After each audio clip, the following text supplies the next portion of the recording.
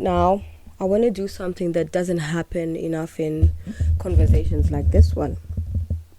I want to celebrate the fathers who were there because this conversation could leave us with the impression that absent or harmful fatherhood is the norm. And I don't believe that is true. I believe it's the loudest story because, pain is louder than peace. Wounds are more visible than wholeness, and the men who simply, quietly, consistently showed up rarely make headlines. But they exist and they deserve to be acknowledged. So, to the fathers who got up every morning and made their children feel safe before they left for work, to the fathers who sat at school plays and sports days and graduation ceremonies with tears they didn't bother to hide, to the fathers who said, "I love you" out loud in front of people without embarrassment, to the African fathers who broke the mold of what they were handed, who looked at the emotional silence of their own upbringing and decided, consciously or instinctively, to do it differently, who held their daughters and told them they were precious, who taught their sons that strength and softness live in the same body, to the fathers who stayed through difficulty, through their own pain, through seasons when it would have been easier to just leave, to the fathers who apologized to their children when they got it wrong,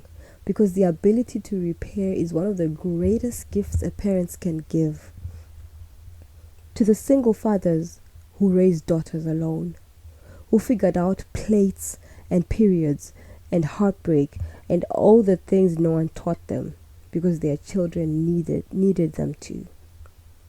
And I want to say something personal here because this celebration is not abstract for me. I spoke earlier about my four uncles, Friday, Lovejoy, Clancy, and Bright. I want to come back to them right now. Not in grief, but in gratitude. These men didn't have to show up for me the way that they did. They were my mother's brothers. They had their own lives, their own families, their own pressures, but they chose in different ways to be present, to be warm, to be funny and wise and interested in who I was becoming. They gave me something I could not have named as a child, but that I understand completely now. They gave me the experience of being safe around men, of masculine energy that was not threatening or conditional or absent, of men who simply cared. I carry each of them.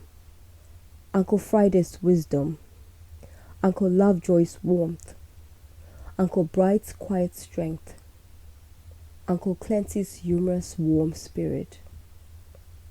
Uncle Clancy, who was the last to leave, and whose passing last year closed a door that I am still learning to stand in front of without flinching, without crying, without feeling sad.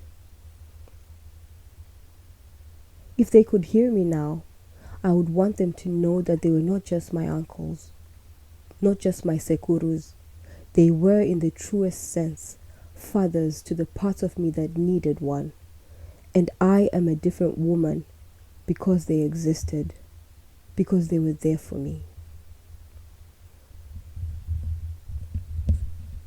To the fathers who are alive and listening to this and recognizing themselves, keep going.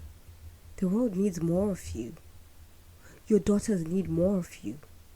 Your presence is not just a gift to your family, it's a gift to the future.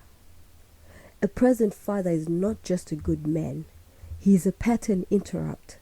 He is changing what his grandchildren will inherit. If you have a father like this in your life, a biological father, a stepfather, a grandfather, an uncle, anyone will fill that role with love and consistency. I want to encourage you to tell him today, if you can. Not in a grand gesture, just a quiet, honest, "You mattered, you shaped me, thank you." Those words are not small, they are enormous. Give them while you can.